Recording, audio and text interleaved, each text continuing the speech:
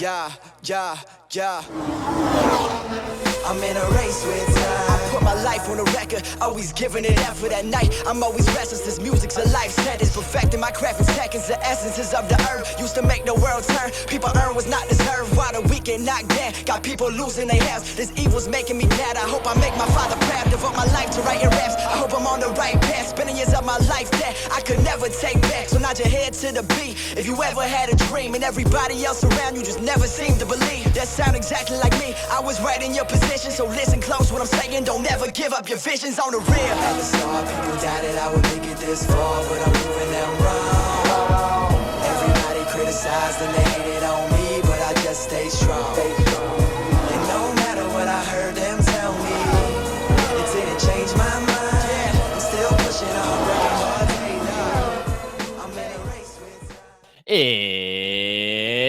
It's time for another episode of the Gridiron Podcast. This is episode 7 of everybody's favorite podcast they just don't know about yet.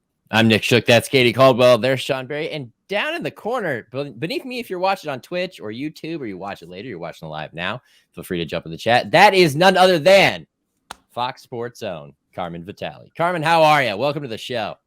I'm fantastic. That little montage, though, do you guys know that I was a part of it? You were? Oh, that's right. You have a video of you cheersing the Wingstop Cup from the party right. three of us were at the Super Bowl, like in Miami before the world went to you know what. That's amazing. So, that was the final moment of 4 times. I brought that up in the pre-podcast text. I'm like, oh, can I reference the time we literally bumped into G-Eazy and you and I were like, oh my God, that's G-Eazy. And Nick was like, who is that? Yeah, I mean, that just looks like a guy it was you two. T-shirt. You two were like, "Oh my God!" Yeah, we were freaking out because we like quite literally physically bumped into him. Yeah. Also, Saquon Barkley, I remember. Like true. there was just so many. And do you remember Jason Momoa's stunt double? No, I don't remember that one. Yeah. No. Oh, there was a Jason Momoa stunt double. Yeah, no, it was. That was a hilarious night. Absolutely, just insane night. Did we see that night? Rick Ross? It was Rick Ross. And Chainsmokers. Chainsmokers. Oh. I just remember, Nick, at one point, you're like, hey, don't be obvious. But just look over your right shoulder. It's Saquon Barkley, but don't be obvious, man. And then the stage we were standing on broke like 5 minutes later. Oh, I forgot about that. Yeah. We all almost maybe died or at least suffered bodily harm together long before we did this podcast together. Katie, I'm sorry you weren't there. Katie, yes, I didn't mean to disclose you, but that was a fun little Easter egg. Yeah, I am enjoying every second of this. I could listen to this for 25 more minutes, so just go on. What a night. Oh, yeah. Yeah, for sure. Well, welcome to the Gridiron Podcast. This is a podcast where, Carmen, in case you aren't familiar, I can understand if you weren't. We discussed 2 things, football and Formula One. Now, I want to ask you, before we even get to the football side, how up to speed, pun unintended, honestly, I just hate myself for saying that now. Wow. Are you on F1? Very. No, I saw Drive to Survive a couple seasons ago now. Mm-hmm. Yeah, 2 or 3 seasons ago. I was like, oh my God, I love this. And I decided, though, that it was going to be something that I was going to purely enjoy and not try to like work in, commentate on. Like, I am in it as purely a fan, and I never want to be anything else. But yeah, I love it. You're on the wrong podcast for that. I know. I just like happened to just stumble upon onto. Welcome to the commentary world of Formula One. No, I'm trying to stay out of It's so funny you say that, because when I discovered Formula One also through Drive to Survive, I was like, finally, I have a sport that I won't work in. I just want to enjoy as a fan, because so much of that has been taken away. And then I joined their podcast as a guest. And at the end of it, Nick was like, and Katie's going to be our 3rd co-host. And I was like, oh, no. Don't tell Carmen that now. She's going to leave the chat now. I was going to say, peace out. Bye. Bye. Yes, now it's been good fun, and I'm not trying to like climb to the top of like Formula One commentary. I think it'll be okay. Do you have a favorite driver or team yet, though? Oh yeah, I was a McLaren fan. Am a McLaren fan. There we go. I do have a soft spot for underdogs always, and I think they've become somewhat of an underdog at this point. And I fell in love with McLaren because of Daniel Ricciardo. Like, I'm not gonna lie, I was just like, oh, he's cute. I did the whole girly thing, like, that's fun. But also, I really like McLarens. Like, I think the cars are just so cool and so unattainable. So I was like, if I'm gonna root for a team in Formula One, it's not gonna be like Mercedes, because like that's or even like Red Bull, which Honda is. I'm like, I drove a Honda at the time when I became a fan, so I'm like, no, like I'm gonna get something like if this is a fantasy world I'm living in, I'm backing McLaren, or maybe I would go towards like Aston Martin or anything like that. But so your fantasy is really sad right now, is what you're saying? It is, which is just so incredibly fitting, but it's fine. Daniel Ricciardo is now going into the world of F1 commentary, and I can't wait to hear what he has to say. Well, the debut of that was not good, let me tell you. If you ask anybody, now I don't think any of us watched a lot of it, but it has been universally panned by critics. 2 thumbs down, Roger Ebert gives. What was that? What was it called, guys? I don't know how memorable it was. I don't think they did a good job marketing it. So yeah, I have no idea, man. Yeah. I think he might be on a track sooner than we think. But we're going to go over to the NFL. Save that stuff for later, since that's a sport. Well, maybe you can stick around. We'll see what you want to do. But we're going to jump into our training camp previews right away with the expert on the NFC North. Carmen covers the entire division for Fox Sports. If you haven't read her work, you've likely seen her somewhere online. Even today. Today wasn't the only podcast Carmen's going to show up on. She showed up on a much larger one than ours. Mina Kimes from ESPN happens to host one, and Carmen just happened to be there. So if anything, this is going to feel like reps for her at this point, I would imagine. Is that correct? More reps you can get, the better. And to peek behind the curtain a little bit, Mina and I recorded that last week. So there you go. Well, we do have to sincerely thank you though for quite literally slumming it with us tonight. Yeah. No, anytime. You guys are my friends, and I love doing things with friends. That's the best thing. That's the best time. And which is, again, it made Mia's podcast great. Like, it's so much easier when you're on with friends. So that's I'm always up for doing it with friends. I agree. Sean, would you like to tell Carmen the format we follow here with these divisional previews? Sure. So what we're going to do is we're going to break down the 4 teams in the NFC North. We are going to go through their schedules real quick, and then we're going to go around the room, around the screen, and I'm just going to give an over-under of wins prediction. These are made-up numbers, just what I feel. This is the Sean Barry Sportsbook. I don't take these numbers from anywhere, but oddly enough, as Nick mentioned last week when we started our division preview, they were pretty accurate last season, and I will brag about that. So we're going to do the NFC North tonight. Before we get into the NFC North, though, I do have to ask, we did the NFC South last week, and because the Bucs are so near and dear to your heart, you got a Ryan Jensen jersey hanging up in the background. We had the Bucs at over under 6.5. Real quick, what do you have them at? Now that I am away from the team and I can just be a fan of theirs too, I'm going to go over. I'm going to go be very irresponsible and go over because I want to see those guys succeed. I want to see my guys succeed. Still have a lot of good friends and relationships on that team, in that front office, on that coaching staff. And I want to see my guys do good. And if there's any division that's as wide open as the NFC North, it might just be the NFC South. So yeah, we'll see. Yeah, that's true. Carmen, I have to ask you one thing before we move actually to the NFC North.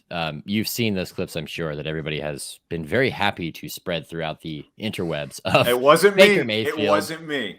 Baker Mayfield. Well, just like the bad question in the locker room wasn't you, even though your mic flag was there, Sean. I got blamed for that Gio Bernard thing last season. Yeah, you can always. You were not a part of that. I know exactly who was a part of that. You were not. I wasn't even at the game that night. I had the day off, and everyone's like, "This is Sean Barry." I'm like, "No, it's not. No, it is not." You were like, "I was at the beach." Not me.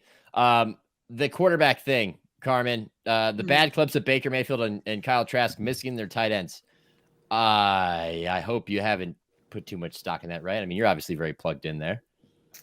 Yeah, I mean, at the same time, it's OTAs, it's minicamp. For all intents and purposes, Kyle Trask is new. Like, he did not get any reps with the ones the entire time I was there up until this point. He's still learning a bunch of the guys, and then some of these guys are new too that they're throwing to. So it's a matter of getting on the same page. You can't put any stock into what happens in minicamp and OTAs. Once you get into training camp, you're installing your actual offense, you're installing plays, all that kind of stuff. that's when I would start to be concerned. But as of right now, it's a pitch and catch, and you're trying things out. He's learning how, many paces these guys go before they turn. They're learning him, his ticks, all that kind of stuff between him and Kyle Trask. So we'll see. How else will we fill the off-season content mill? I know. Then overreacting to a couple of unfortunate. Hey, passes. There are reporters down here that know how to get clicks. I'll at least give them that. Sure are. Yeah, we'll take that and just say, and move on to the NFC North, where Carmen is now comfortably covering from Chicago. And Sean, you can start it off. Pick your team of choice. I don't know if we start in Chicago. Yeah, I was going to say Carmen is. Yeah, her home base. Let's start with the Chicago Bears. Finished with the #1 overall pick last season. Traded it away very smartly, I might add, because they didn't have a need for a quarterback. Although there was speculation, do you go get Bryce Young? Do you get C.J. Stroud? No. So anyway, here's their schedule for the Chicago Bears: at home against Green Bay, on the road down here in Tampa, on the road at Kansas City, then back at home against Denver, road against Washington, at home against Minnesota and Vegas, then a 2-week road trip to Los Angeles and New Orleans, home against Carolina, another 2-week road trip to Detroit and Minnesota, and then a week 13 bye week. That is a long stretch before the bye week. Then at home against Detroit, playing for the second time in a month, on the road at Cleveland, at home against Arizona and Atlanta, and then finally wrapping it up in the frozen tundra on January 7th against Green Bay. I had them down for 6.5. Over under 6.5. Who wants to start? Well, let's start with, let's go with the guest. Sorry. Chivalry, Sean. My God. I'm just kidding. I am still going to go under on this because the success for I keep saying this over and over again. Success for the Chicago Bears does not look like wins this year. Success for the Chicago Bears looks like a productive offense. And that was where their focus was this entire offseason. They shored up every unit around Justin Fields that they possibly could to leave him without excuses. So now you can get a firm evaluation on whether or not he's your quarterback of the future. So I don't think that translates to wins because this defense still needs a lot of work. But it should translate into points for the offense, hopefully. But they went and signed Tremaine Edmonds. That's going to fix everything, Carmen. And TJ Edwards. Nobody is talking about TJ Edwards, and this is a guy that wore the green dot for the best defense in the league last year. So I don't understand why we're not talking more about them. No, I'm pumped about Chicago's linebacking core as someone who grew up in Chicago that understands and still holds on to the years of Urlacher and Briggs. Hard. Like I'm still grasping onto those. Like, no, those were our guys. Linebacker play is very important in this city. I'm stoked about this unit, but there's really not much else, especially when you start talking depth in the secondary and who your guys are going to be on the defensive line in this pass rush. That's the most concerning thing is probably the front four. I like their secondary because it's young, but the front four. There's not a lot of depth. I like them, but there's not a lot of depth back there. Yeah. If you don't want to have concerns about TJ Edwards, don't go watch the Super Bowl tape. That's all I'll say. It's not good. Not good. All right. Katie, let's go to you. You're over and under. I'm going to say over. I have 7 and 10, and I feel like that's still being pretty generous. I love what you said, Carmen, about kind of betting on them in the future. Like, this is still a rebuild. Like, I think a lot of people, myself included, are guilty of forgetting that they had, 3 wins last year. But yeah, it feels like this is a big season for seeing Justin Fields really develop as a passer. And like you said, he's really, really set up for that. Like, he finally has some continuity on offense, especially with that offensive line.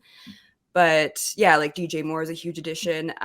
But yeah, the defense really does worry me. Like, I'm curious to see what Matt Eberflus and Alan Williams can do with that defense, because that was rough last year, like dead last in points allowed. It was so bad. No semblance of a run defense. It was every major category. The Bears were bottom 3 defensively. So yeah, wasn't cute if you're a Bears. Nick. Well, okay, Sean. So 6.5, you nailed it again. I think that's fair. And I, Katie is the optimist of this group. At least when it comes to this exercise. I'm not going to necessarily put words or personas, around you, right? You could be as negative as you want. But when it comes to this, you believe in the Atlanta Falcons. I know that. And I thought you might believe in the Bears because of all this positive momentum they've got from this offseason. Their roster should be improved in all these different areas. Even if something falls off of Carmen's desk, everything's going well in Chicago right now. They've got DJ Moore. He's going to fix everything at receiver. My God, they upgraded the offensive line a tiny bit, and Justin Fields isn't going to have to run for his life. But ultimately, 7 wins still feels like a lot for this roster for all the reasons that Carmen just explained. Schedule-wise, it's not the toughest, but there's a lot of unknown. You don't know what Green Bay is going to be with Jordan Love. You don't know what Tampa Bay is going to be because of its quarterback situation. Hell, you don't even know what Denver is going to be because of how hard they flopped last year. So it's hard to pick wins and losses in the schedule game.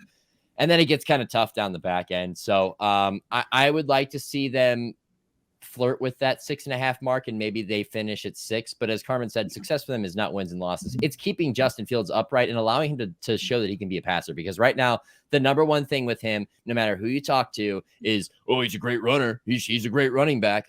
I put him on my list of most explosive runners in the NFL just because he had a ton of, runs that were 15 plus miles per hour. He had a ton of rushing yards, everything else. And that's the first thing everybody said in the freaking comments, which never go to the comments, but I went to the comments and it was just, it'd be nice if they went and got a quarterback. Yeah, they're very dark. But sometimes you got to dip your toes in the dark water, really appreciate the sunshine. But I think 6 would be really good for them. And even then it's still under for me.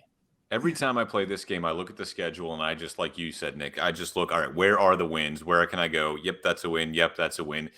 I'll tell you what, I have this Chicago Bears team starting 2-0 because the Green Bay Packers fan base loves to hit the panic button. And if Chicago beats them week 1 and Jordan Love doesn't perform well, you're going to have an entire state in Wisconsin hitting the panic button. Not to say it's deservedly so, but they'll do it anyway. And then if they come down here and win in Tampa, that's another fan base that's going to hit the panic button because – okay, Baker Mayfield hasn't won, probably at that point, 0-2 at that point.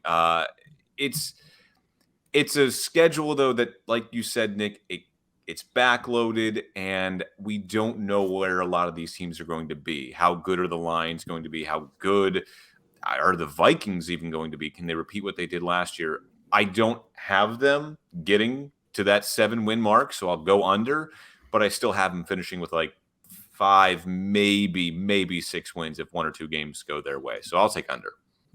I think that's fair. I don't think there's really much else to discuss regarding this team, quite honestly. I do have one question though for Carmen. What's the down low on Chase Claypool? Columbia zone. He wears shirts with holes in them. I know that. I saw, yes, I did the article circulating about how they might not be too happy with him, and now he's off gallivanting in Paris. Yeah, I'm not sure where that even came from because of the fact that Chase Claypool has been working with Justin Fields this offseason before the offseason program even started. He was a part of OTAs and then didn't participate in minicamp because he was dealing with an undisclosed injury. But he was there.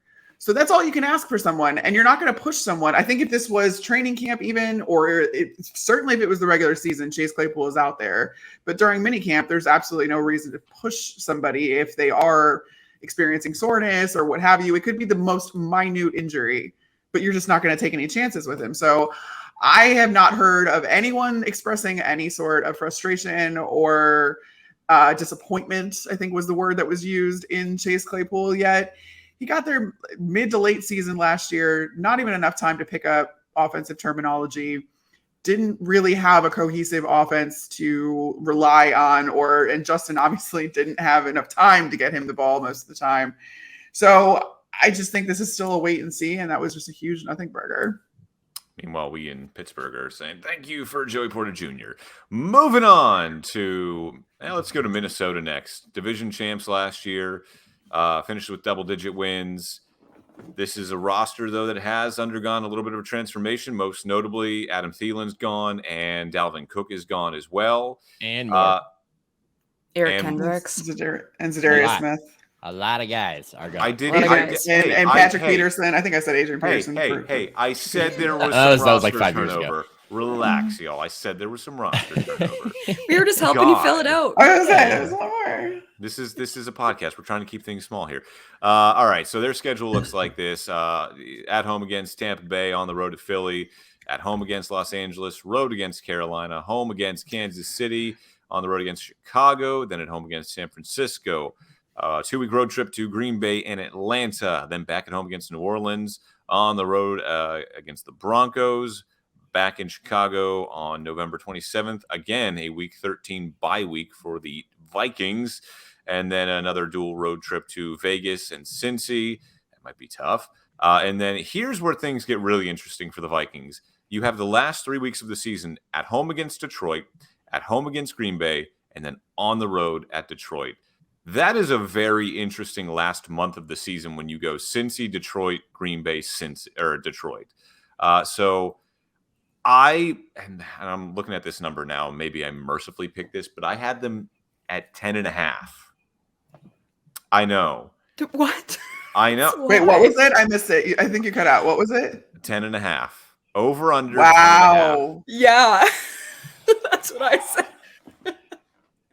I have seen like the gamut when it comes to the Vikings. I have seen people be like, yeah, who are they going to play? The defense is a complete question mark. They're getting an overhaul, one of the biggest overhauls we've seen from year to year between going from Ed Donatel to now Brian Flores. And some people are like really questioning that, and they're doom and gloom, and the Vikings are going to have 4 or 5 wins. And then I've seen people that are like, no, they're going to finish with double-digit wins easy. And also, like, looking at their schedule, I mean, the NFC North plays the AFC West. Like, I have to think that Denver's going to be better. I think the Chargers are going to be a lot better. The Chiefs, obviously.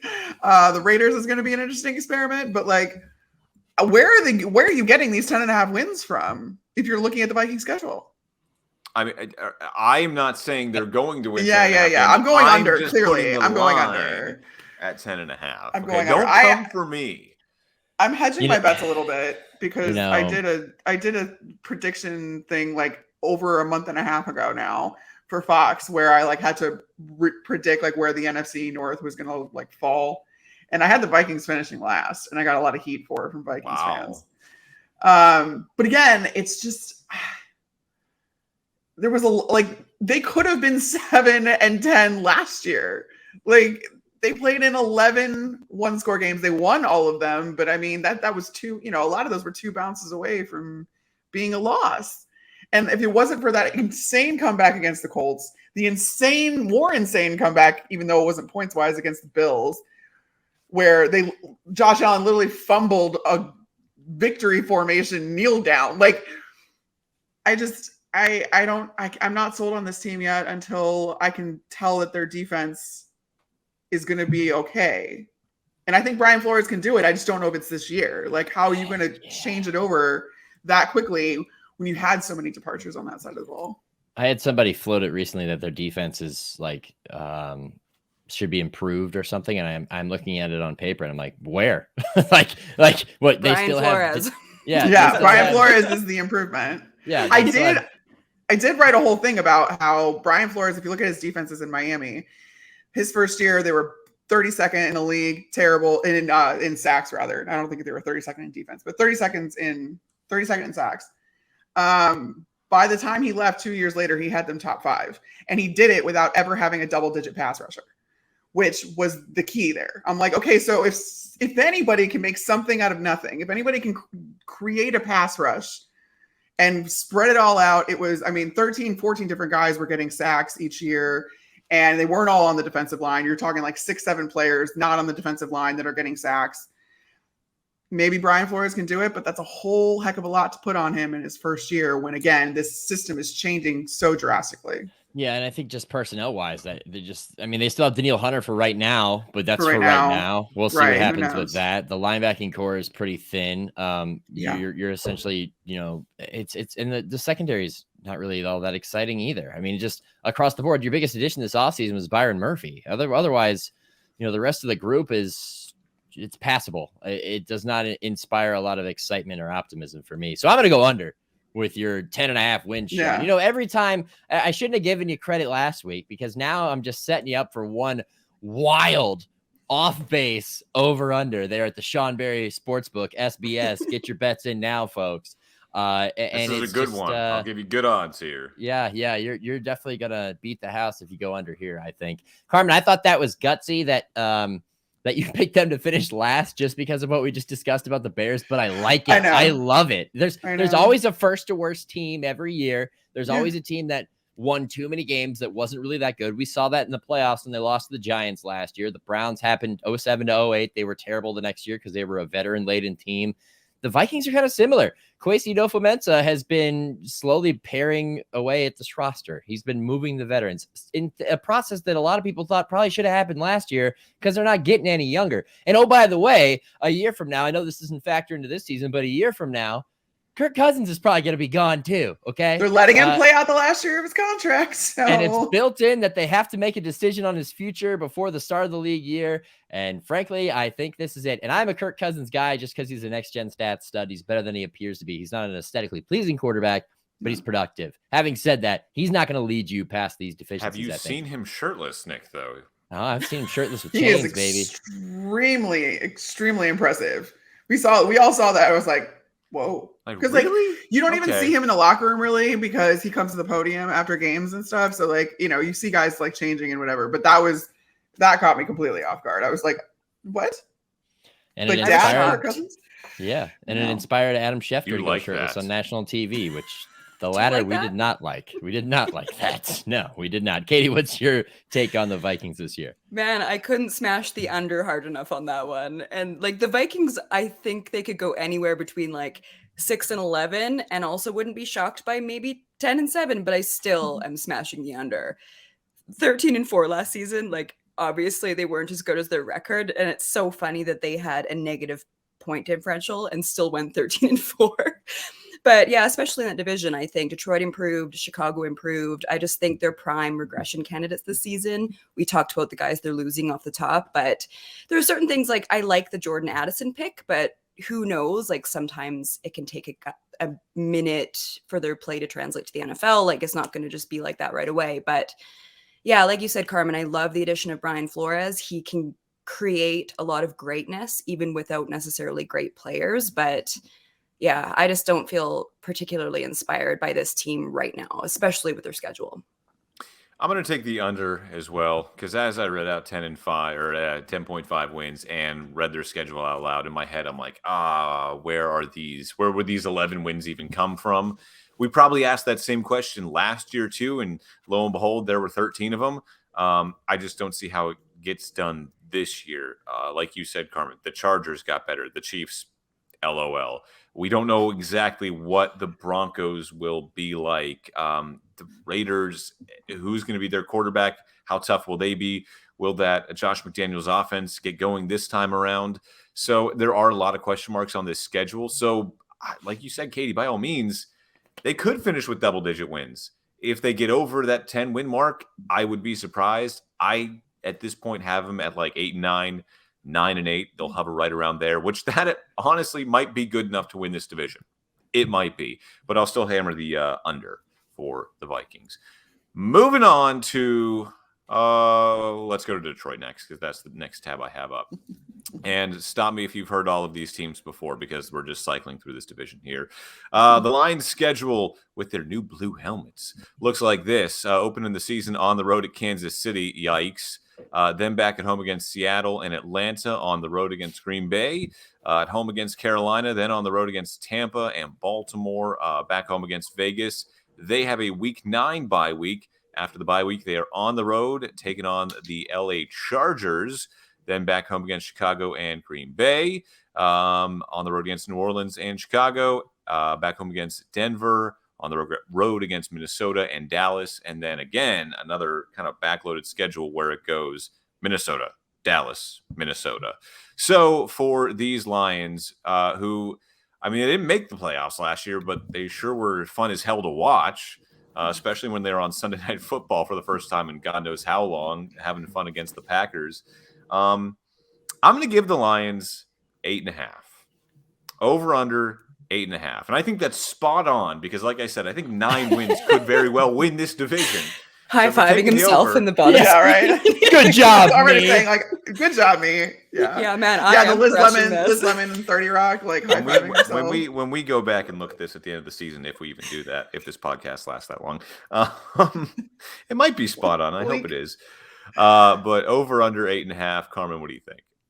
I'm going over. I think that's not even. Yes, I think there's some validity to the fact that 9 wins could conceivably win this division, because it is so wide open, and not for the reasons of that it's so competitive like the AFC West should be. But we said that last year, I know. That being said, the culture that Dan Campbell has built, it's not something quantifiable. So it's a little bit of a cop-out to talk so much about it. But I witnessed it when they were losing last year. I was there in the first half of the season. I was in the locker room, and they were still so happy. And while that doesn't sound like it's a great thing, it just went to show you that they all believed in themselves, and they knew that things were going to turn around, and they stuck together. Dan Campbell, his coaching staff, a lot of them are former players. So I think that goes into why they're able to empathize and connect with these guys a lot more than a lot of coaching staffs do. But that all manifested itself in that Week 18 game up at Lambeau, which I was there for. And that's what sold me on the Lions, because they had nothing to play for. Seattle had won earlier in the day, so there was nothing that was going to get them into the playoffs. And they decided that if they weren't going to be in the playoffs, the Green Bay Packers weren't going to be either. And I talked to some of the coaches right before the game kicked off, and I was like, what were you guys saying in the locker room? Like, what was Dan Campbell saying? And I don't know if I can swear on this podcast, but it definitely wasn't like, I can. Can I say like the F word? Because that's what yeah. Absolutely. The message that I heard that was proliferating throughout the locker room was like, all right, go out there and fuck shit up. And that was every Dan Campbell was just screaming it. And like, that's what they did. They effed it up for Green Bay. And I was like, you know what? If you can go out there and play out of pure spite, my hat's off to you, you petty kings. I'm riding with you. I'm going to ride with you all next season. And again, they also don't have any obvious holes on the roster if you're going to talk actual football. They have great players, all great young players. But again, the coaches have been able to get so much out of these guys. You have guys like James Houston, who didn't start till week 12, finishing second in sacks with 8 on this season last year. You have Kirby Joseph picking off Aaron Rodgers multiple times in his rookie out of Illinois. And I'm like, if you can get this much production out of your young guys, marry that with the experience you do have on this team, plus on offense, you have the best offense, one of the best offensive lines in football, top 3. Probably, I would put them 2 behind the Eagles. The sky's the limit. And then we saw a resurgent year from Jared Goff in the last year. So if he can continue that, which odds are with Ben Johnson as your OC, you can. I just don't see any obvious holes, and I just see them as the clear-cut winners of this division. I think we always fear the regression, and we don't want to hop on board with the wrong team. But I think everything you just said is perfectly why, Carmen. Why this team is a team that might not win the Super Bowl, but you can trust is going to go out there and at least play their asses off. I mean, top to bottom. That Week 18 told you everything you needed to know, and everything you just explained about their roster makes sense. They stocked up in the offseason. They went and got Emmanuel Mosley. Yeah, he's coming off injury, but he's got winning experience in San Francisco. They get C.J. Gardner-Johnson, a guy that most people expected to fetch a big-time offer somewhere else. He goes to Detroit on something shorter. Why? Because he wants to join that team. Cam Sutton, same thing. A rising corner who kind of surprised folks by leaving Pittsburgh. It's another big score for them. And then they said, you know what? Screw everybody else. Screw what you think about where players should be drafted. We're going to go take Jack freaking Campbell in the first round because we think he can be a linebacker at the Mike position for the next 10 years and be a guy that we need at that position. So you add that in with Aiden Hutchinson, who finished second in Defensive Rookie of the Year voting last year and had a pretty strong case. If it wasn't for the existence of Sauce Gardner, he probably wins it because he had a better rookie year than Chase Young did when he won it. That's a good group across the board. Ali McNeil, even a guy that, you know, some people, if you're really paying attention, you think he might be pretty solid. And then on the other side of the ball, everything you just said is right. The only thing I worry about for them is receiver.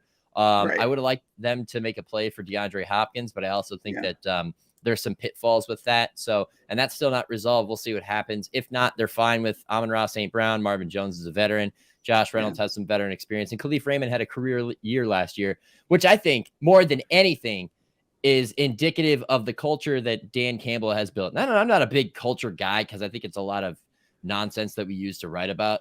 But It's in this hooey. instance, it's yeah, exactly. In this instance, I think it's legit. matters. I It think it matters. matters with this group. So let's slam the over. You know, that's the only time I'm ever going to get to say that, because while we can do legalized sports betting on the network, I'm not allowed to bet. So, and I can't really talk in those terms that you see on the betting network. So we'll slam the over, baby. Yeah. Here's the hammer. Throw dollars all across the screen. Lions winning the division. Katie. I love it. I am a big culture gal. Like, all of us have spent time with a team, and it's really, really tangible when you're around a team when they're losing, how quickly the energy shifts. And I'm a huge fan of Dan Campbell strictly because of Hard Knocks and just like watching his press conferences and stuff. But it is really good to know the culture that he created. And I think, like you said, Carmen, it might be because there's so many former players in his coaching staff. But I think that's really important, because so much of your culture is how are you doing when things aren't going as expected or as well as you were hoping. But yeah, I think the Lions are the most complete team in the division, like no question. I'm slamming the over, and I have them at 10-7. I think their offensive line is looking really good and that's great for a quarterback like Jared Goff. You brought him up. Like, he's definitely someone that needs to be in the right situation to thrive. And he did amazing last year, but you saw him kind of fall off with LA. And yeah, the addition of CJ Gardner-Johnson, like, that's where they desperately needed help. That was one of their glaring issues. Also, one game I have really circled on the calendar is Lions versus Saints in week 13.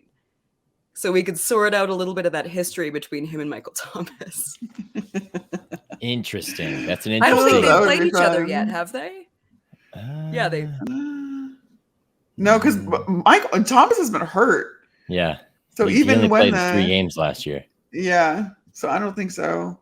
But Sean, you're going to get to see the Lions when the Bucks decide to wear their creamsicles. So that's the creamsicle game. I can't wait. I already bought a creamsicle T-shirt over at Burlington. They got them all over town. I always thought those were like the ugliest jerseys in the world. Now that I live down here, I'm like, you know what? There's kind of some nostalgia to it.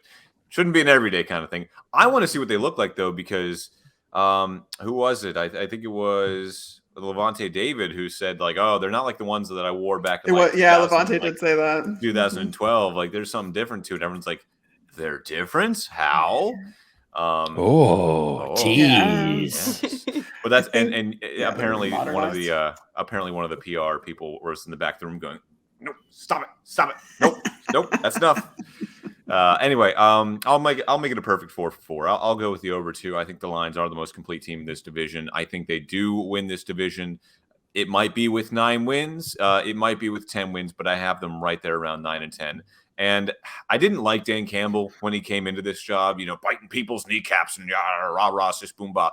I don't like that stuff. I think it's really cheesy because I've covered so much like high school football and small college football where that's what coaches need to say. And they like just thrive on the acronyms, and they talk about like your splat score. And it's like, you just got that from Orange Theory. Like, there's no way you came up with that yourself. No, I'm talking about your grit score. What is that stuff? And it seemed like Dan Campbell was that kind of coach. I don't think so much anymore. I don't think that so much anymore. I think he really is a guy that can connect to his players and rally a locker room behind his cause. And I think he's done a really good job of that in Detroit. So give me the over. Lions are going to the playoffs. What the hell? We have a contribution from Carmen. We do this on Twitch and YouTube Live, and one of our loyal viewers and a loyal moderator of my Twitch page, Big B, has chimed in. Big B is a Packers fan. He's probably taken offense to the fact that we've waited until the end of this segment to talk about his team, and he certainly doesn't believe in the Detroit Lions, saying you're dreaming if you think the Lions are winning the division. What? So Big I B, present it come to on. you, Carmen. Clap back, guest on our show. Tell Big B why he's wrong.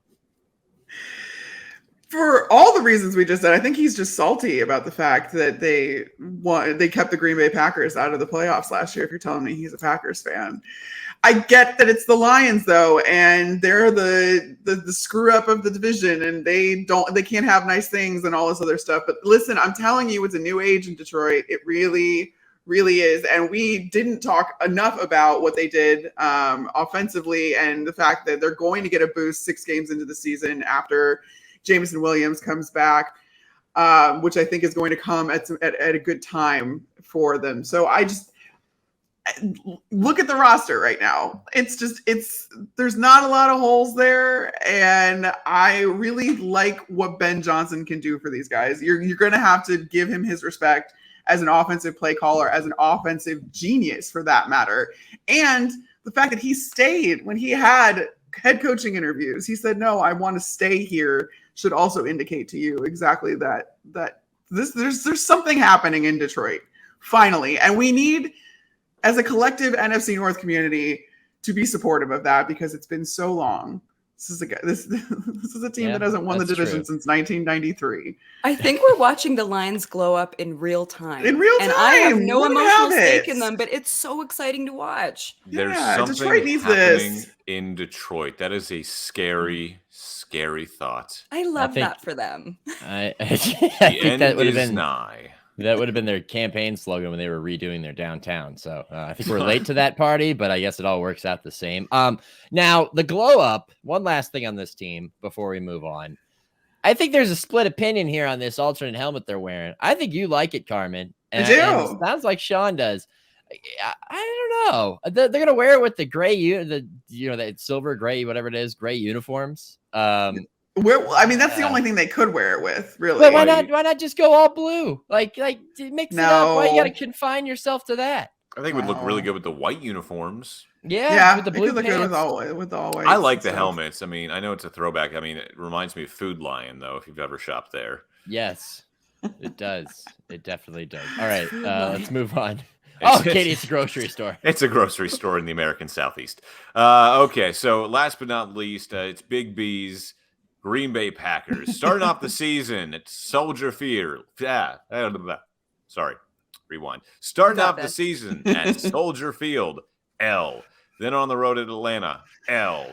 At home against New Orleans, L. At home against Detroit, L. Dang, Big B, these aren't looking too good. Then you're on the road against Vegas. Got a week 6 bye week. I'm not a fan of early bye weeks because that does not leave you any rest for a long haul to finish the season.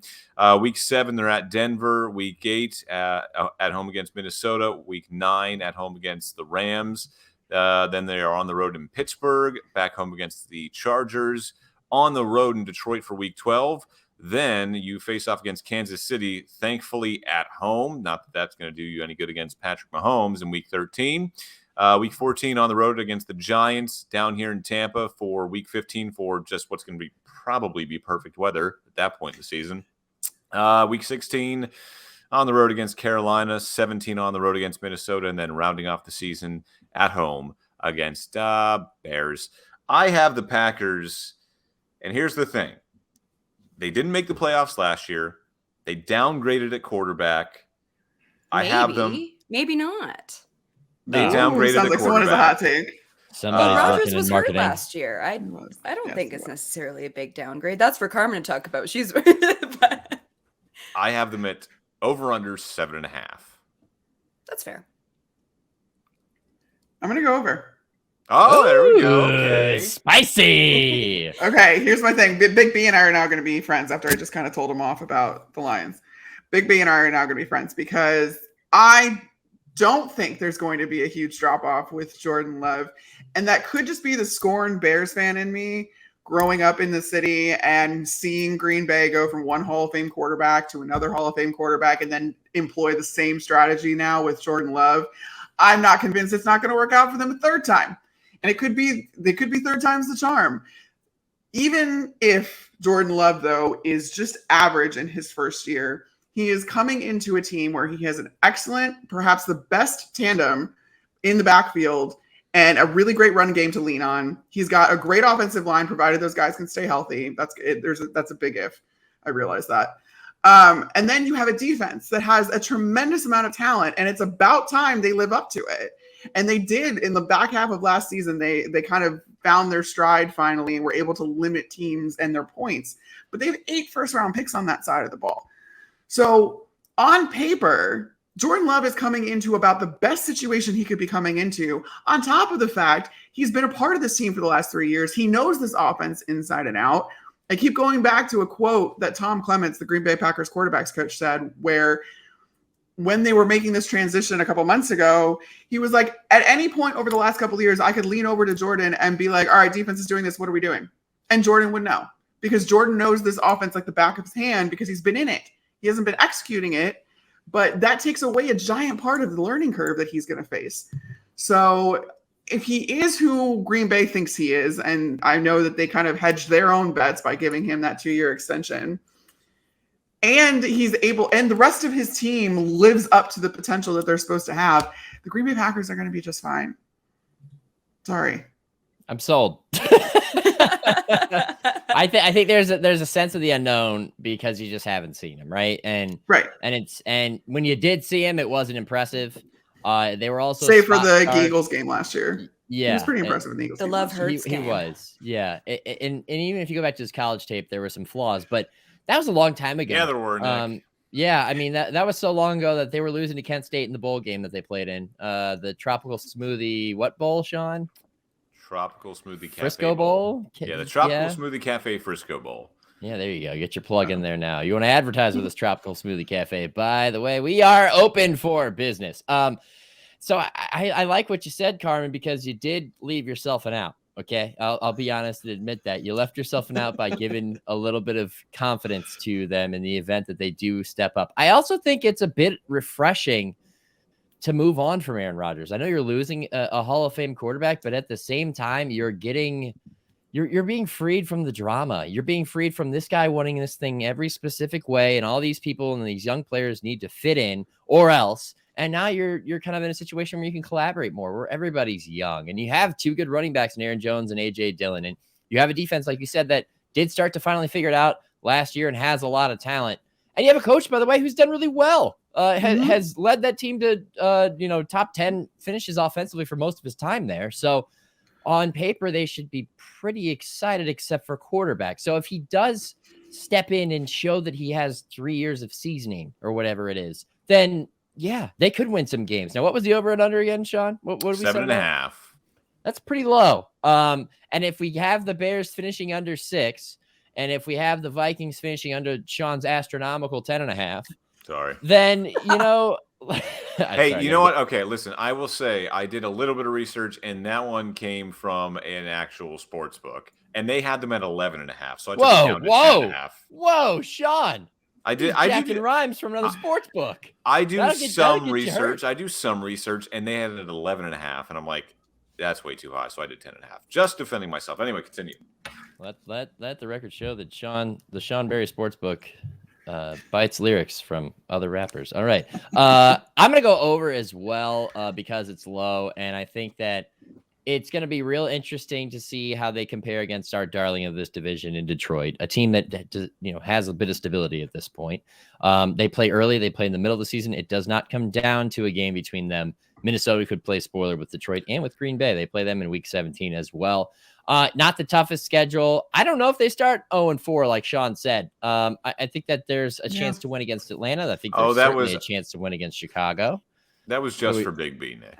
Oh, okay. I think they will win against Chicago because Chicago has undergone way more changes than they have, and I understand that quarterback is the most important position on the field, and that's where Chicago has continuity and Green Bay doesn't.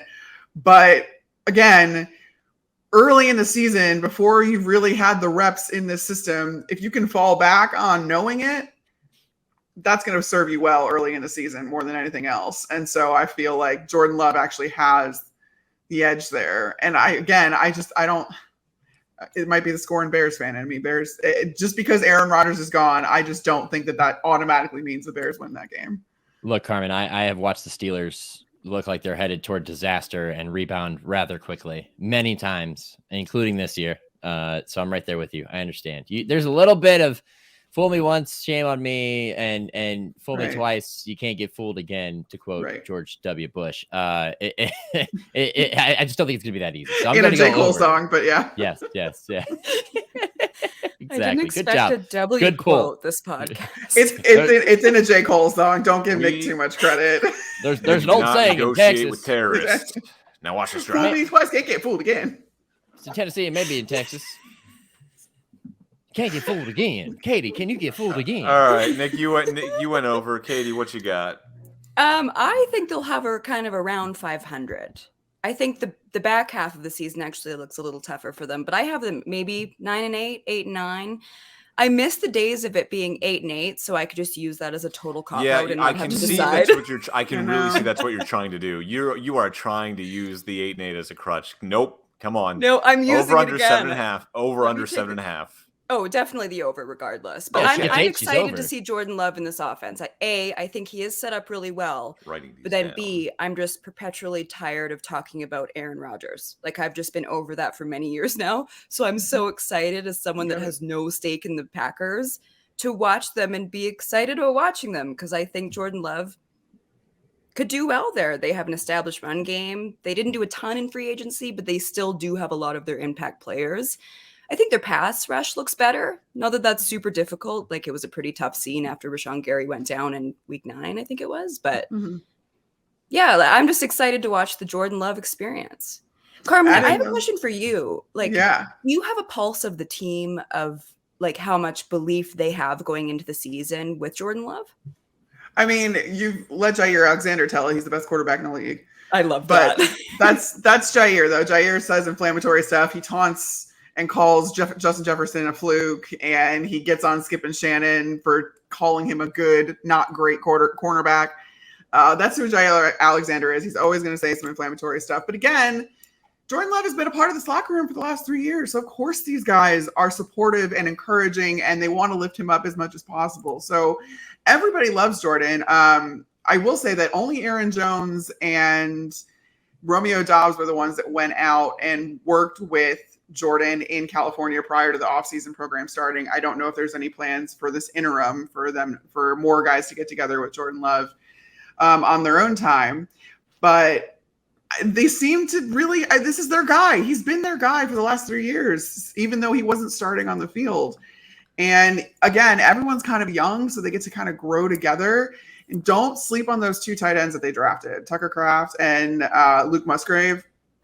Luke Musgrave looked really good in minicamp, was getting a lot of work. Tucker Kraft is like a pure combination tight end, but he can do both. And so Matt LaFleur is really, really good running out of 12 personnel. I think the Green Bay Packers, even last year with Robert Tonyan and Mercedes Lewis, ran it the second most of any team in the regular season. So that's one of those things where you look for the young guys to kind of come along and help Jordan Love with that too. But yeah, they have all the faith in the world in him.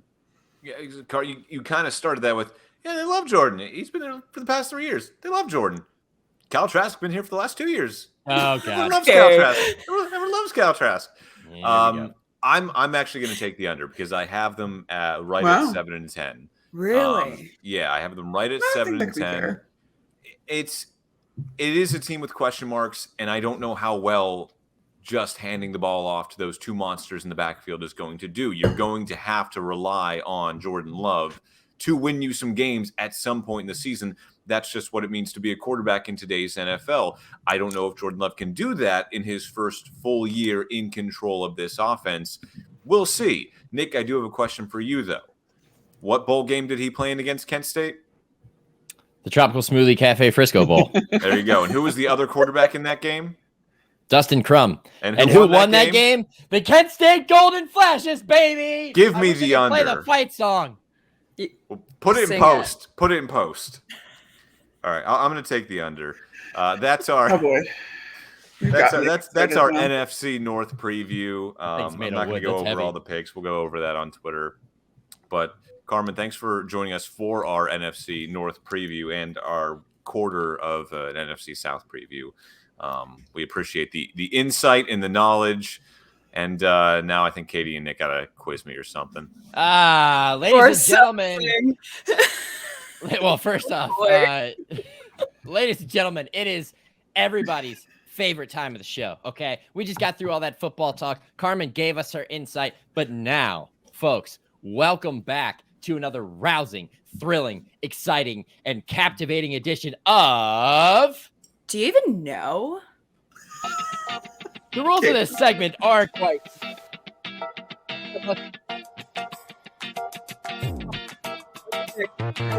Trivia No, is what no. we're talking about. No, Nick, we can't hear you.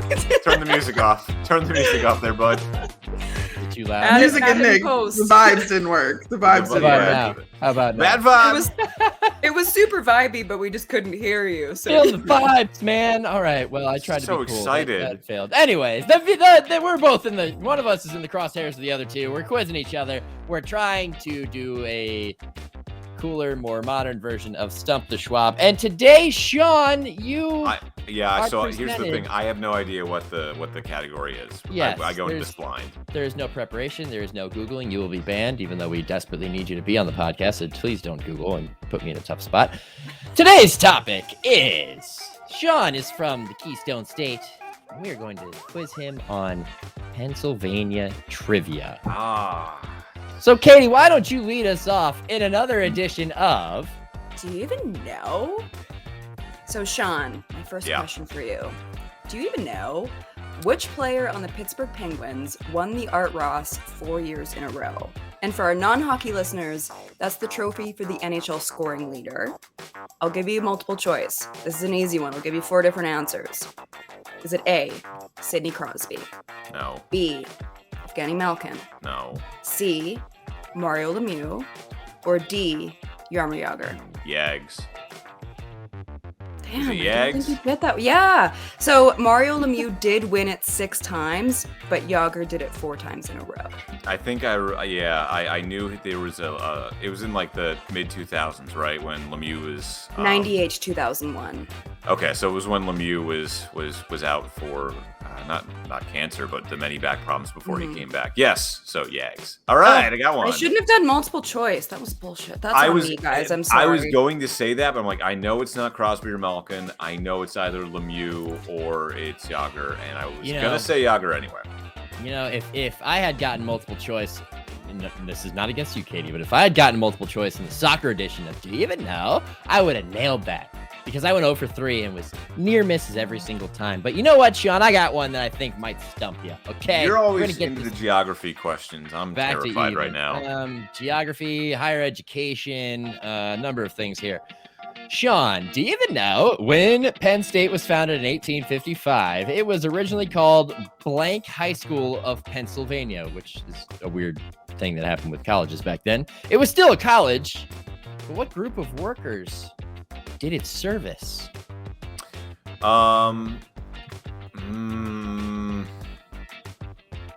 How is this a sports question? It's not.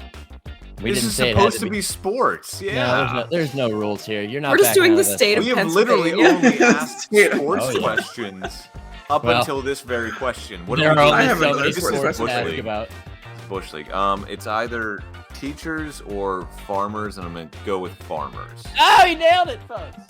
He got it. Two hell? for 2. He complained about it, and he still got it. The Sean Berry experience, everyone. Carmen has a question for you. I do have a question for you. Oh God. I could go sports or I could go non-sports. I'll let you pick. Go with your gut, chamber. but you do have to say, do you even know? What's Yeah, funny about your obviously. question, by the way, Carmen, I text Nick my question and we had the exact same one, so I had to change mine. Oh, that's funny. Okay, well, I have to. I might give you both just as a bonus question. Yes. So but I'll start with sports. So, do you even know that the Pittsburgh area was the childhood home of 6 Hall of Fame quarterbacks? Name those 6 quarterbacks. All right. What a great question. no crack. Sean tried to crack his It fingers, was but the didn't one. It was the oblige. one time that didn't crack. I've been cracking them all podcast. Dan Marino, Jim Kelly, Johnny Unitas,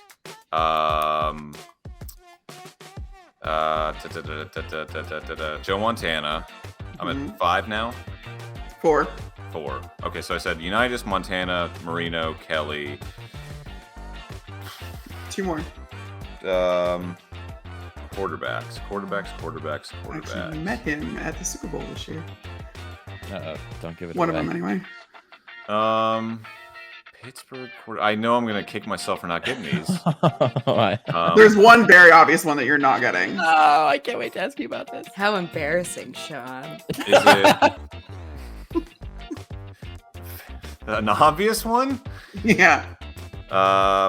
Not Steve Young, right? No, not Steve Young. We got to call it soon, Sean. The listeners are getting impatient. Give me a second. And you have 2 left, so I Yeah. know I have 2 left, and I'm going around the league, and I don't know why I can't get this. Who's he gotten so far? Jim Kelly, he's Dan gotten Marino. Jim Kelly, Dan Marino, Joe Montana, Johnny Unitas. Those are what he's gotten so far. Johnny, you're Give me the last 2. Joe Namath. Oh, that's right. Blanda. And who was the last one? George Blanda. I would not have gotten that one. Yeah, no, and honestly, the 4 I mentioned, those are like the most commonly talked about ones. I totally forgot about Joe Namath. What high school did he go? Where was he from? I don't know. I don't have that in front of me. I just know Yeah, that he's one of the 6 Hall of Fame quarterbacks from the Pittsburgh area. Do you want the bonus question? Sure, It has I'll take nothing the to do bonus with question. Let's sports. do it. Yeah. It's actually geography, so it's more in That's the vein fine. of Nick. But do you even know that there is only one town in Pennsylvania? Everywhere else is either a city, borough, or township. Name that town. Allentown? No. Town. It's not a township, it's a town. It's a town, so it is Okay. not. Yes, it is not a city, borough. Everywhere else is a city, borough, or a township. This is the only town in Pennsylvania. Can I get the first letter of it? B. Well, that takes Big B's question out because he tried to switch in. Hershey? Yeah. No. It's a big Mercy. I was thinking it's gonna be something like. Oh, was it Butler? No. No, that's Oh, a good question. No, we're Butler Township, right? oh that's right. Where's your yeah. Butler Town? It's Butler Township. My Yeah. family's from Philly, so I know a few things about Pennsylvania. So what is it? But Bloomsburg. Oh, okay. There's a college there, so I have heard of it. But yeah, It's the only right. town in Pennsylvania. the more you know. I grew up in a borough. There you go. Mhm. I went You 2 did. for 2. I did all right. And he went to a high school that combined the name of 2 boroughs. 3. Oh, there you go. That's so stupid. Pennsylvania, they do things differently. America's so funny. Hey. It is. Oh, You're right. crap. Oh, no. Now I just realized I need to learn Canadian geography because I just opened Pandora's box by going outside of sports, and now I'm going to get destroyed. Yeah, Yeah. we did Canada sports questions with Katie last week. We didn't do geography, Nick, but No, anyway. see, This is we did the it. only time I'll ever accept this phrase, but I think we should stick to sports. Oh, Good one. well. Fair Well, point. that's all right. The goal was achieved. And I'm never Sean using was it again upset. outside of this situation. Anytime Sean gets upset, we get a victory. And do you even know? And this has been another rousing, thrilling, depressing edition of Do Do you even know? All right. Thank you, Carmen, for joining in on that. That was a blast. That was a lot of fun. This is the Love longest Stumping podcast. Yes, of course. He should have his own show, Stump the Sean. This is going to be an incredibly long podcast at this point, so feel free. If you want to stick around for F1, you can, but if not, we'll send you on your way right now because it's getting late. I'm gonna get off here because again, I'm sticking to I'm just a fan. I'm just a Yeah. fan. Just a fan. Yes, Carmen, you thanks are. so We much love for that. joining us. Thanks, You. guys. See ya. Well, that And was just then- fantastic. It was the Three Amigos. Oh, Carmen is so wonderful. I'm going to be fangirling the rest of the evening. Don't mind me. I know Are we should you- have told her. We should have informed her of the pre-podcast text chain where you were literally fangirling. Like, she's iconic. I don't fangirl about a lot of people. Like when you work in this industry long enough, like not a lot of athletes phase me, but other women in the industry, I get very fangirly over. It is funny though because I met her. Nick introduced us back at the Super Bowl in Miami in 2019, and we like met in like Nick's hotel room on South Beach, and Nick's like, Carmen, Sean Carmen. All right, let's go.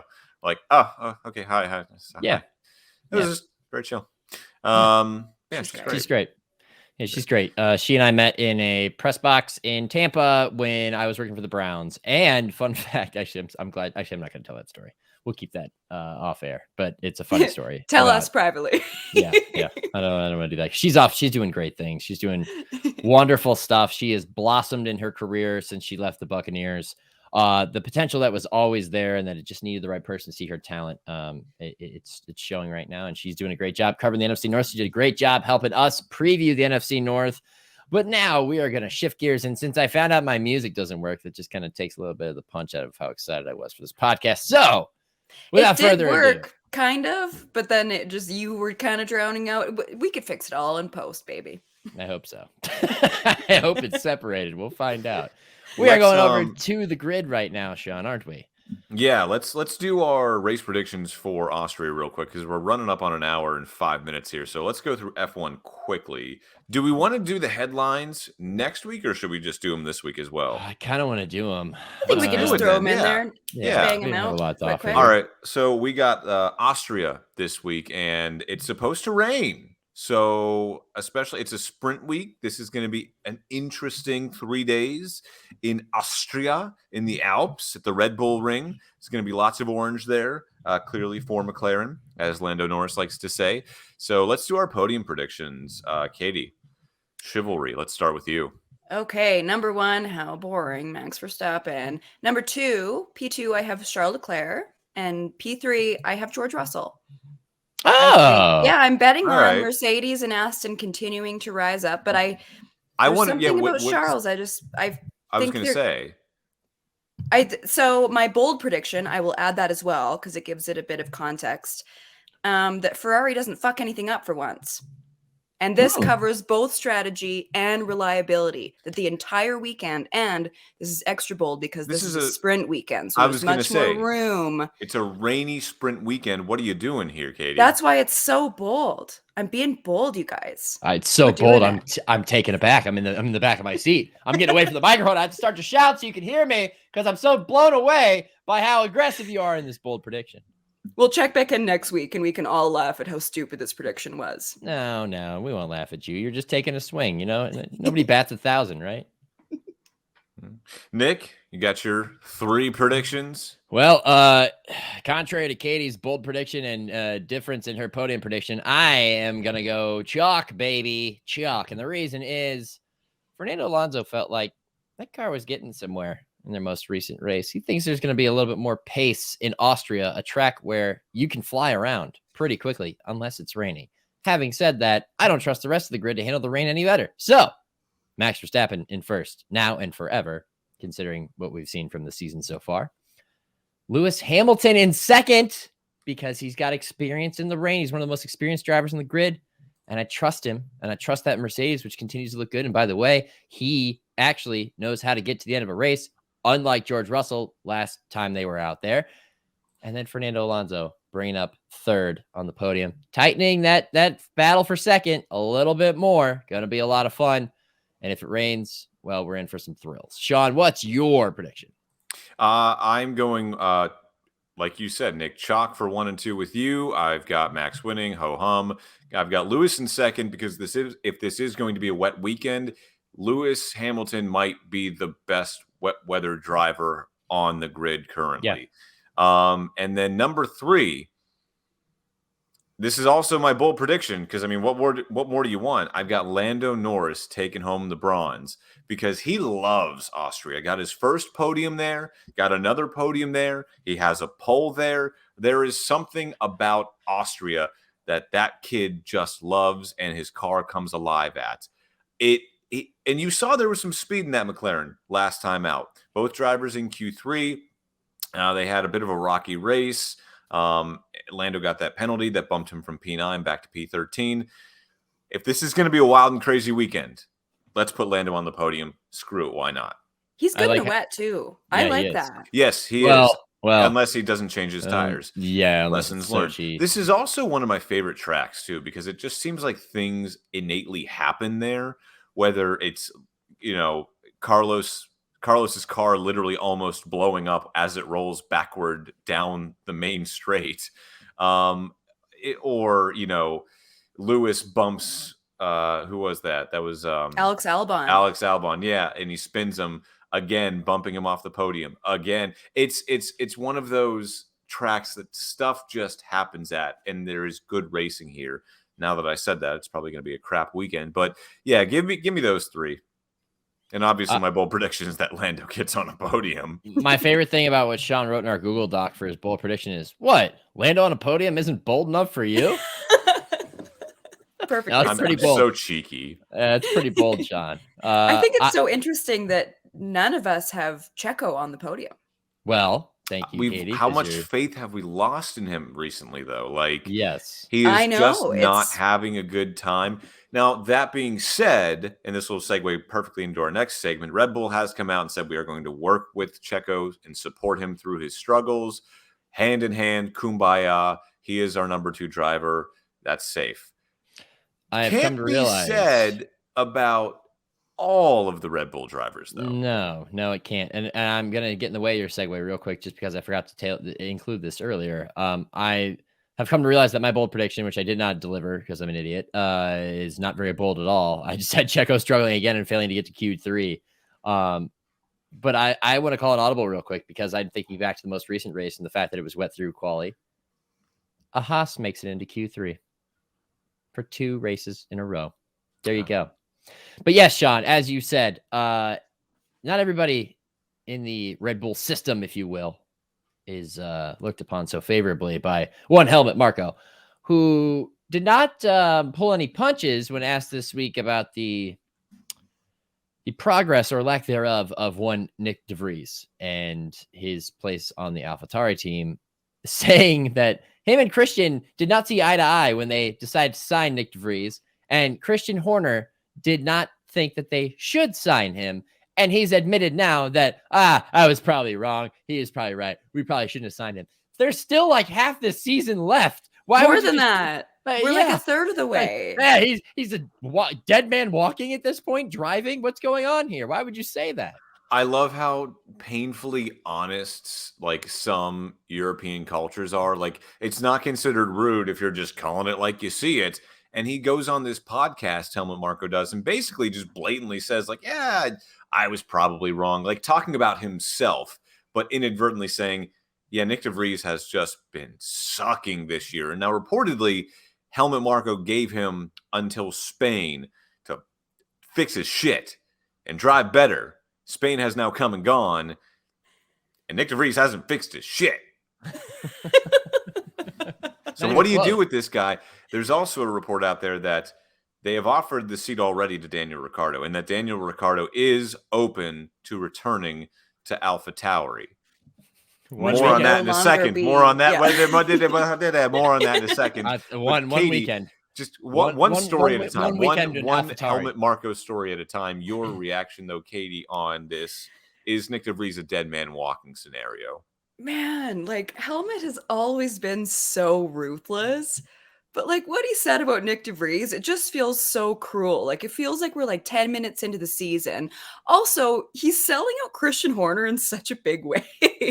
Like that man can't go one day without like an absolutely wild quote. And then today he's also talking about Alex Albon, and he's blaming Lewis for his confidence struggles. And it's like, man, you didn't give him enough time to regain it. And he's talking about how like, oh, P2 and a win were on the table, but it was all Lewis's fault. It's like, man, if you know that potential was there and it was an outside factor that affected it, why did you let him go? Like, it just feels like he's so ruthless and there's not a lot of accountability with it. Every time that man speaks, he's just being so wild. And speaking about what he spoke about this week as well, we keep saying, Nick DeVries is in trouble at AlphaTauri. Daniel Ricciardo might take his seat next year at AlphaTauri. Turns out none of that's happening because AlphaTauri ain't going to be around next year. Red Bull is dropping the AlphaTauri name. They are dropping the sponsorship. I mean, honestly, who can afford a $300 hoodie? And if you're going to buy a $300 hoodie, is it really going to be a Red Bull hoodie? No, it's not. That lower third just killed me. For those not watching and only listening, it says Helmut Marko hates AlphaTauri and fashion. It's really funny too because my girlfriend works in fashion and she now works in sports merchandising and fashion, and she always bashed AlphaTauri. She was like, "This is cheap crap sold for $300. Why would anyone buy this? This is dumb." And she hates AlphaTauri because of that reason. But so they're going to get rid of the AlphaTauri name. We hardly knew you. 2020 to 2023, and a race win with Pierre Gasly. The bigger takeaway though. What did you do? What did we just do? The bigger takeaway, though, is whatever they're going to be called. If they go back to Toro Rosso, which I would love, or if they honestly might just want to call themselves Red Bull 2, because what Helmut Marko said. What Helmut They Marko wouldn't said because is, they're shit. They don't want to be associated. No. So what Helmut Marko said in this interview was that there is going to be closer cooperation than ever before between Faenza and between Milton Keynes. They are going to return to being a full-fledged junior team. And they never really admitted that, Toro Rosso, it's not a junior team. AlphaTauri, it's a sister team. They're like, nah, this is going to be a full-fledged junior team. He used the words junior team. They are going to work extremely close together on designing the car, on designing the floor. There is going to be more cooperation than ever before between whatever Toro Rosso or AlphaTauri is going to be called next year and Red Bull Racing. They're going to keep the shop in Italy, but they are going to move large parts of it to the UK. So essentially, you're going to have 9 teams and then Red Bull Junior. It looks like, according to Wikipedia, when they were trying to move the team, change ownership, including the terms of the deal with Red Bull was the clause that the team must keep its headquarters in Italy until at least the 2007 season. And I think they just kind of stuck with it. So it sounds like that's dead and they could do it if they want to. It's just a matter of whether they do it or not. If it's a sister team, that would make a lot of sense, right? Like, let's get our development in-house. Let's get them the best facilities possible. Let's really put them on a track to be developed. But like, they developed good drivers without it. Max Verstappen, Carlos Sainz was one that started in Toro Rosso. Sebastian Vettel, another one. Like, they've done this before. So maybe it does produce somebody good, because right now they're nothing. Like, they're what Haas was, what Williams was, essentially, that what Alfa Romeo was. Like, they're never a threat, really, and it doesn't help that the drivers aren't doing the best job either. Hi, Carl. Sorry, Carl's dreaming. Aww. Dreaming of race wins for whatever this team's name. That's what it is. No, in his dream, he just went, Yuki Tsunoda is not nothing. Here is the direct quote from Helmut Marko. He said, there will be new sponsors and also a new name. The orientation is clear based on Red Bull Racing as far as the regulations allow. Do-it-yourself constructions are the wrong way. He goes on to say, if I can find... here you go. Here's the quote. The cooperation with Red Bull Racing will be closer, also in terms of cost cap and synergies. Basically, they're going to try and make the car better to give their young drivers that they put in these cars better opportunities to score points and, build confidence. It seems like they're kind of revamping their junior program a little bit, so they're not just throwing these young drivers into a meat grinder and go, all right, well, you're back in like P17, P18, but the car is crap. But, oh, well, we're just going to sign someone like Sergio Perez anyway. Sounds like they're really going to try and develop the next generation, because Max isn't going to be here forever. Isn't it fun how winning a couple drivers' championships and winning a constructor championship suddenly changes your perspective? And it's like, oh, we can afford to put some resources into the other team. Like, well, we've won it a couple times now. We're back on top, baby. We're the kings. Let's start developing the next generation instead of going all in on one championship. It's fun, right? It's going to at least make it more interesting. All right. Well, we got through the podium predictions. We got through everything else, but there is still one more headline that we have to get to. Katie, I thought you had the great title of the week with this. Would you like to read it out? Ryan and Rob buy into Alpine. Because they used to be Renault, people will get it. Maybe. And this is the Gridiron podcast, where the grid is, F1, the iron is football. Yeah. Look at us. We're all about explaining stuff here on this podcast. Jokes are the funniest when you explain them. Yes, of course. Sean's had to explain 2 to me today, so that tells you where we are. The owners of the famed Wrexham Football Club, is that what it is? Wrexham like AFC. What does the A stand for? I think athletic. So it's Wrexham Athletic Football Club, I believe. That makes sense. I'm going horse. So you continue this. Well, I was just going to say, this is cool. Ryan Reynolds tried to lead a consortium to buy the Ottawa Senators. That didn't work out. So I think him and Rob just kind of took their investments from Wrexham and said, hey, let's buy into Alpine. I didn't know this, but these F1 teams, they're not valued as much as I thought they would be. in the article I read, it said Alpine is valued at $800 million. That's how much like an NFL team was in 1998. Yeah. For example, the Washington football commander teams just sold for $6 billion, probably a couple billion over market. But at the same time, teams are going for so much, and when they value these teams, they're probably going to get more than the asking price. It's like the real estate market in the U.S. right now. Yeah, I think it's a product of they spend so much money on trying to compete that I think most teams operate at a loss, if I'm not mistaken. So that would make sense why the value's not there, because from a business perspective, you're not turning a massive profit from owning part of it. You're trying to sell a product. It's a marketing campaign. You're trying to sell Alpines. You're trying to sell an energy drink. Advertising, stuff. Baby. This is cool though. Hopefully we see him at the track more.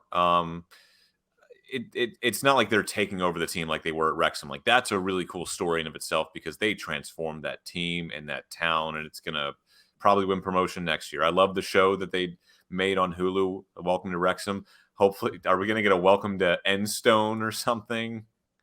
I think honestly, this should have been at the beginning of the show for Do You Give a Damn?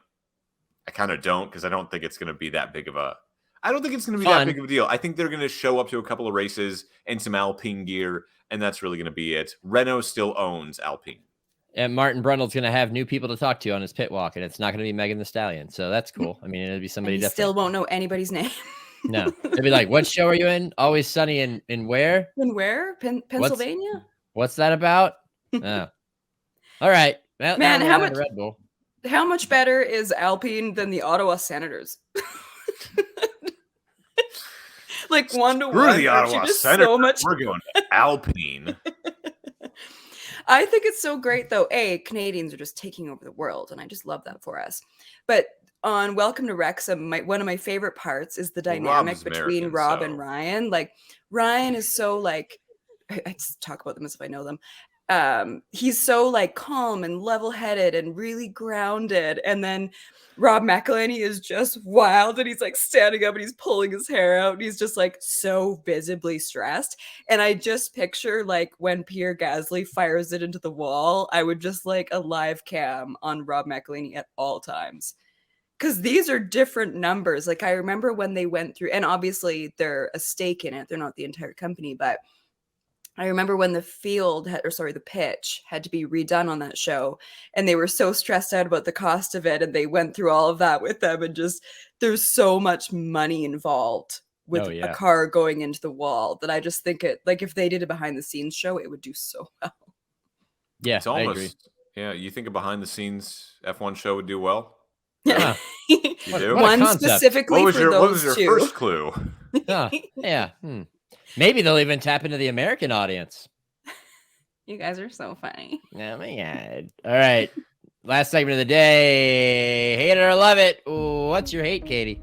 My hate is the sprint format. Yeah. I'm not a big fan of the sprint to begin with. I like the racing weekend as is. I like my Friday practice. I like my Saturday quali, the race on Sunday. I watch every minute of all of it. I just find this format is a little bit hard to keep track of. It's just especially infuriating and confusing with the qualies being on different days. And I liked the sprint better last year, where the sprint was quali for the race, but I'm just not big on it. I'm fine if the sprint race would be just its own thing. Like, qualifying is qualifying, then you have the sprint race and you award points for the top 6. Like, I'd be fine with that. But it's just really weird how they do it now. My hate is when people take up way too much space in a small gym. Oh, Sean, you have a lot of issues with your gyms. The gyms change and the problems remain. It's a very high stress environment. But no, I was working out at my apartment gym today, and there's a personal trainer who lives in the building, and she like has clients come over who don't live in the building, which I mean, it's probably not technically allowed, but I mean, whatever, I'm not going to knock someone's side hustle. Well, I will knock your side hustle when in this small gym, the size of, like an apartment, I mean, that's probably what's taking up the space of, I will knock it if, there's like 6 people in there, one of them is your client, and you are taking up both sides of the TRX machine, the Smith's machine. You've laid a mat down in the middle of the floor, which connects like one half of the gym to the other. The only way you can walk between one half of the gym to the other. And then we have 2 benches in our gym, and she pushed the benches together to form one super bench. And I'm like, you can't take up all of this space. You can't take up 60% of the gym when there's 5 other people in here trying to work out and say, okay, good luck, everybody else. Like, that's just not. And I don't want to go to the office and be like, hey, Narc. maybe you should tell this personal trainer. Exactly. I said I didn't want to do it, but I mean, if she keeps doing it. You're thinking about, but there was a but. I knew there was going to be a but, you I'm narc. thinking about it because I run into this problem every week, and she's been very nice up until today when I was like, hey, can I use this side of the machine? And you could tell like she was like annoyed that I asked, and she hasn't been annoyed before. I think it's been enough times where I've asked. I'm like, look, I work out at 11 o'clock on Wednesdays. I live here. That guy doesn't. So I don't care what he's paying you. Take him to a Planet Fitness. He doesn't even go here. He literally doesn't even go here. Sean, if you were to get your way, how would you react? How would I react? I Yeah. don't know. I wouldn't be happy. Like I said, I'm not gonna like tell on her. I'm not gonna be a tattletale. But it's coming to the point where I gonna have to say, hey, like there's other people here. You can't take up all of this space. Like in a small gym, in an apartment gym, if you're using more than one piece of equipment, that's a little suspect. She was using 4. That can't happen. I would think that you might. Would it be a laugh that might be sinister, or maybe something like? Do that again. Excellent. Give you one more time. Nick, That's you're you. just crushing it with the drops today. That's you doing that. Kumi hops in. Thank you for watching, Kumi. He says, plot twist. She owns the nearby gym and is funneling frustrated gym goers there to her spot. Possible. Look, man, we're all fighting for the same space, man. You know, Big B says we need a segment where Sean just complains about things he dislikes. Well, I mean, that is this segment. This is what we do. I talk about what I Full hate. podcast. You asked me. Have you listened to the Gridiron podcast before? All right. Step into my Whoa, the lights. step into my den Fancy here, back there, Nick. in front of the fireplace here, as we sit down and I tell you exactly what is so terrible about my hate this week. Have you ever caught a cold? Have you ever thought it might be COVID? Perhaps a sinus infection? Have you ever had a significant other get sick and hum her way through her sleep? Bridget and I caught colds. We think we know who we got it from last week, and they were long-running colds. And when Bridget gets sick, she hums in her sleep. And I don't think she's watching, and if she is, she'll probably be very upset that I'm saying this, but I'm going to say it anyway. When she's sick, she goes, when she inhales, she's like, and then she exhales and she goes, and sometimes it sounds like she's in pain, like, and sometimes it's like, and sometimes it's hilarious. Like, I'm not kidding you. I was laying in bed the other night taking a video just because it was funny. And then she woke up shortly thereafter and I played it for her and she started laughing. You know, there's humor in everything, right? But Can you play it for us now? Yeah, make it a drop for the next pod. I was gonna say I could probably put it in post because like it's legit incredible. Like I would have to turn the sound up here, but we're gonna try it real quick here right now. Let's see if it works.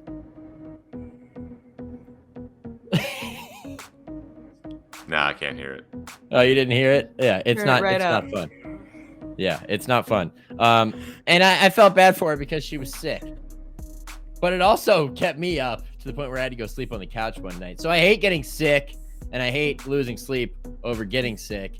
And I also, Katie, you know, I hate the wildfires going on in Canada because we get instant reminders of it just from the smoke here, and you have to imagine, like, God, it's gonna be terrible up there. So those are my hates this week. Yeah. It's Pro bad, tip: bad, when bad. you are sick, do you have a spare like bedroom? Do you have a guest room?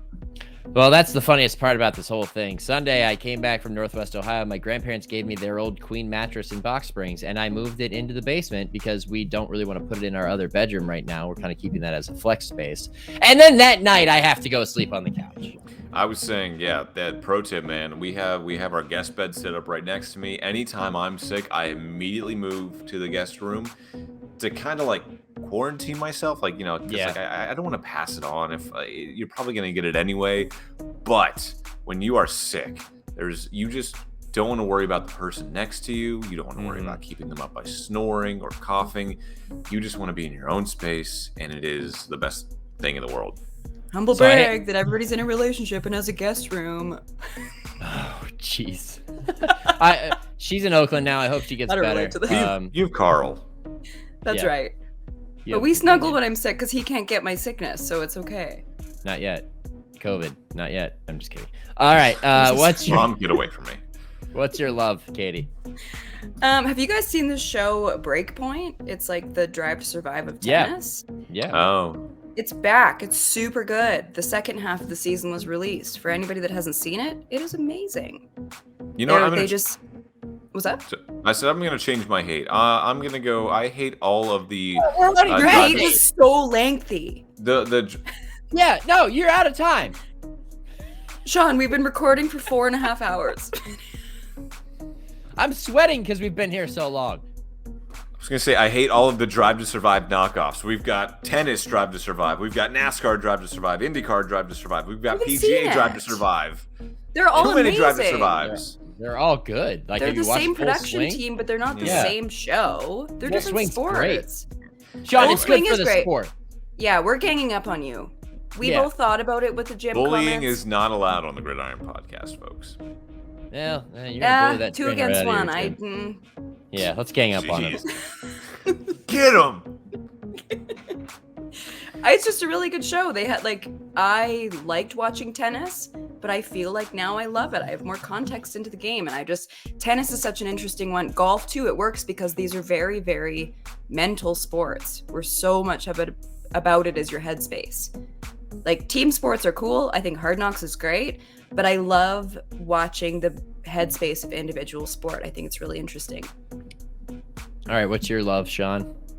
My love is I like finding, and I think I've said this before, but I like finding new beers to try, and I found one this week that I really like. It is called Wet Candidate from Cigar City Brewing here in Tampa. I don't know if you're going to find it outside of the city, but if you do, I would highly recommend it. It's a pre-prohibition Pilsner, and it just has like this cool history lesson about like how, you know, before Prohibition, when people were fighting it, there were wet candidates who were in favor of, you know, common sense liquor laws and basically didn't want Prohibition to happen. But I love my history and I like my beer, so finding a beer that combines the two, I love that. Welcome to History Hour with Sean Barry.